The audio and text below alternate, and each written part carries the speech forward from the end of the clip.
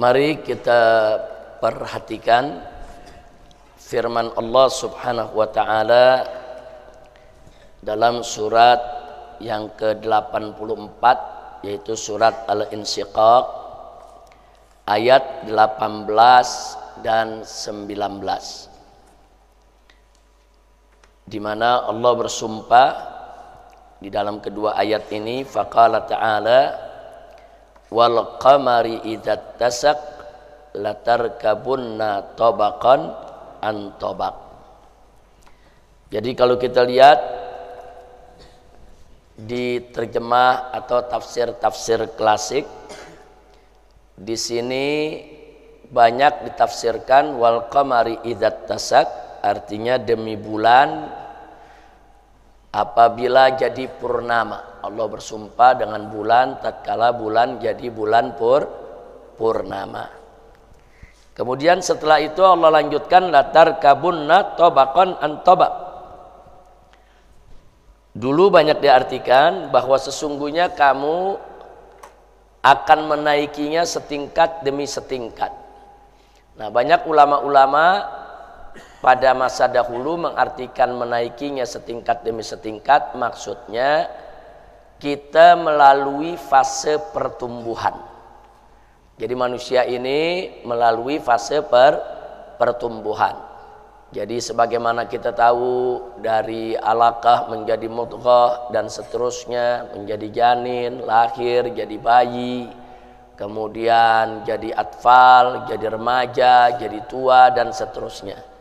Nah, itu namanya setahap demi setahap. Setiap manusia, bahkan bukan hanya manusia, hewan dan tumbuhan pun akan melalui pertumbuhannya setahap demi setahap. Nah, kalau kita lihat terjemahan-terjemahan dulu seperti itu, dan itu sudah benar.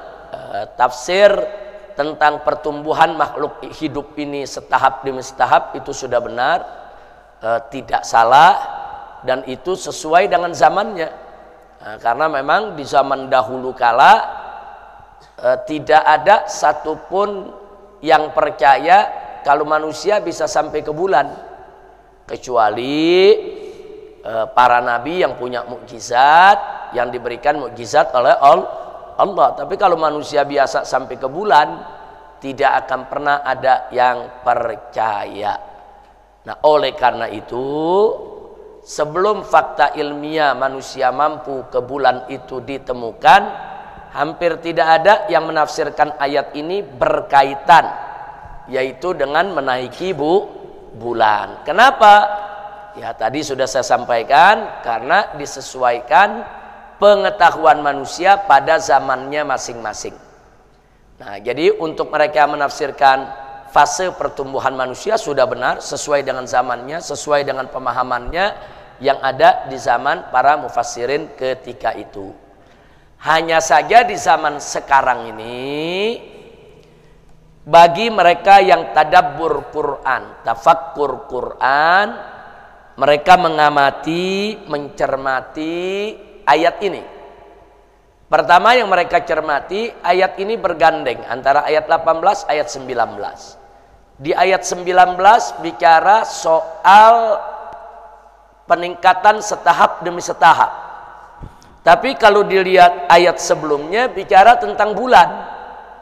Nah, sehingga para ulama tafsir di abad modern ini banyak yang mengaitkan bahwa yang dimaksud dengan ayat 19 tidak terlepas dari uslub di ayat yang ke-18. Karena 18 lagi cerita soal bulan, kemudian Allah nyatakan latarkabunna, niscaya kamu akan menaiki. Apa yang dinaiki? Ya bulan. Nah, karena sebelumnya adalah soal bulan.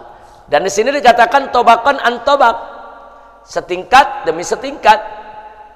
Nah, jadi kata-kata tobakan an tobak, setingkat demi setingkat atau setahap demi setahap ini, faktanya manusia mampu ke bulan, ya, memang melalui penelitian, penyelidikan, percobaan selama puluhan tahun, dan itu pun keberhasilannya juga setahap demi setahap. Mari kita lihat di catatan sejarah. Tahun 1957 Miladia, artinya kalau tahun 57 masih abad ke-20 tuh. Abad ke-20 baru abad yang lalu. Kita sekarang sudah ada di abad 21. Nah, di sini 1957 ditemukan ada Sputnik 1 menjadi satelit pertama yang berhasil masuk ke orbit sekeliling bumi. Jadi dalam sejarah pembuatan satelit, satelit kalau zaman sekarang nih udah populer, banyak negara bisa bikin satelit.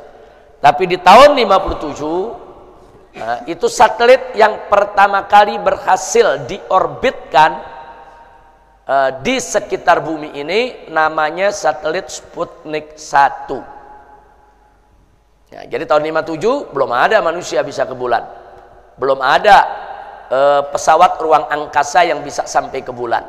Tapi di tahun 57 ada perkembangan menarik, perkembangan teknologi modern. Ternyata manusia berhasil membuat satelit yang kemudian dilepaskan ke atmosfer, berhasil mengorbit, ada di sekeliling bumi kita.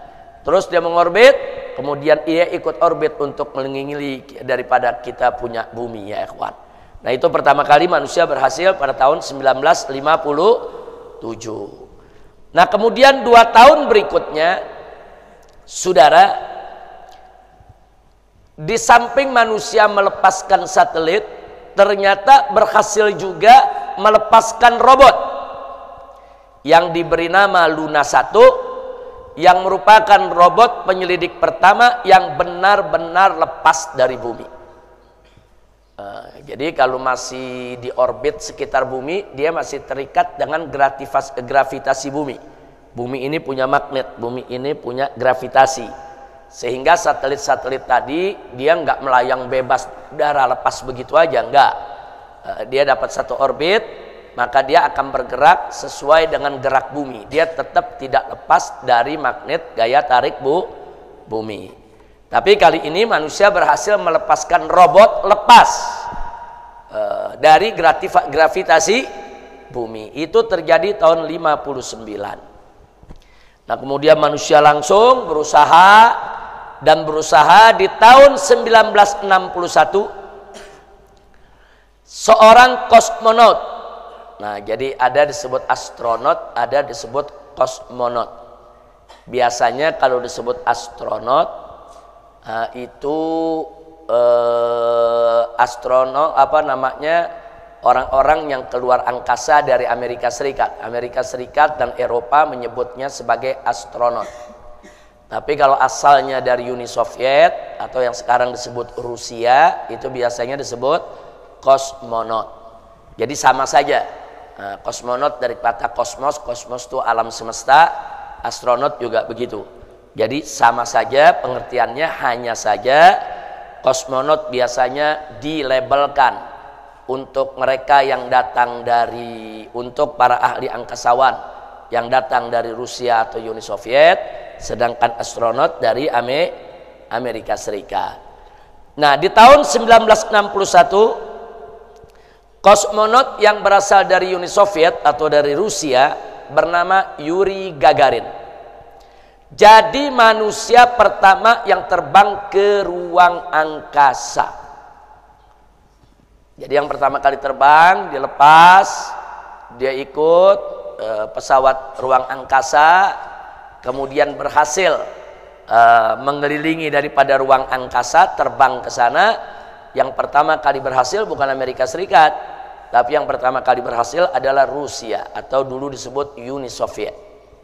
Nah, orang kosmonot yang pertama kali berhasil terbang tersebut adalah Yuri Gagarin.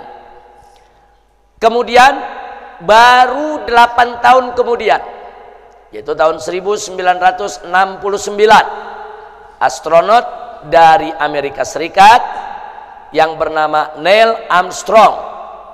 Nah, itu jadi manusia pertama yang berhasil menginjak kakinya di bulan. Bukan hidup di bulan ya, bukan tinggal di bulan. Dia berhasil terbang, menginjakkan kaki di bulan.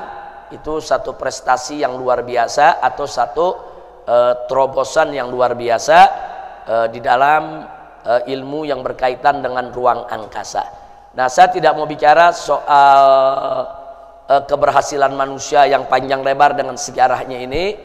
Saya hanya ingin menggarisbawahi bahwa maha benar Allah dengan segala firman-Nya.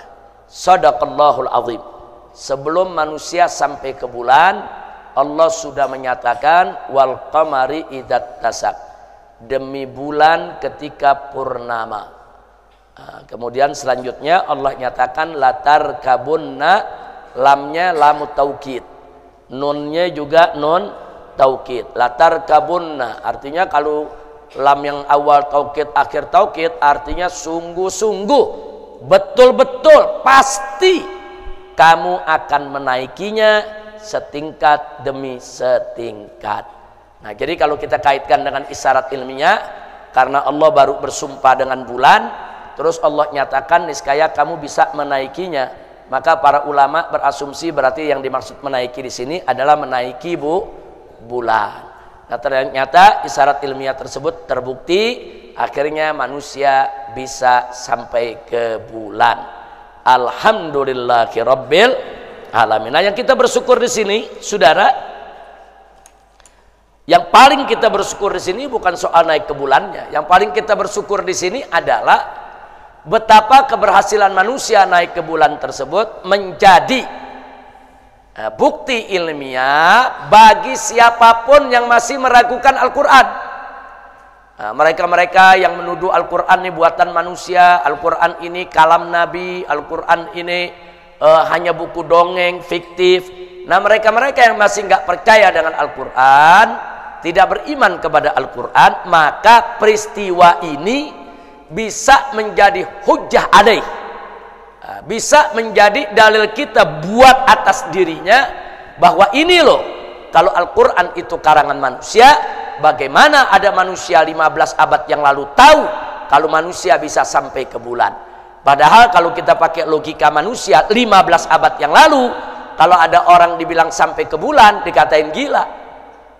Nabi Muhammad saja ketika bercerita Isra Mi'raj, orang-orang kafir di kota Mekah mengatakan Nabi Majnun. Ada yang bilang kau mimpi ya Muhammad, kau sudah gila ya Muhammad. Nggak masuk di akal mereka. Tapi kenapa Nabi saat itu mampu melakukan perjalanan tersebut? Karena itu mimbabil mukjizat. Nah, itu berkaitan dengan mukjizat yang diberikan oleh Allah Subhanahu wa taala. Nah, lalu kalau seorang nabi saja bercerita dirinya ke ruang angkasa, masih banyak orang kafir nggak percaya, bagaimana orang biasa kalau ngaku-ngaku sudah nanti bisa ke ruang angkasa, nggak bakal ada yang percaya. Kalau kita cerita ini 100 tahun yang lalu, kita bisa dibilang gila. Jangankan cerita 15 abad yang lalu, 100 tahun yang lalu ada kita cerita bahwa manusia ini bisa sampai ke bulan, orang akan katakan kita majnun.